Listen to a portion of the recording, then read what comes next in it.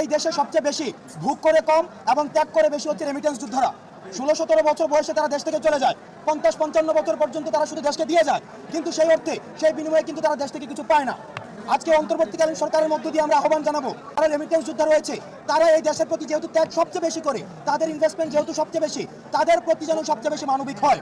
আমরা প্রবাসী ভাইদের থেকে খবর পেয়েছি বিভিন্ন দেশের কনসুলেটগুলোতে প্রবাসীদের প্রতি, রেমিটেন্স যোদ্ধাদের প্রতি অমানবিক আচরণ করা হয়, তৃতীয় শ্রেণীর নাগরিকের আচরণ করা হয়।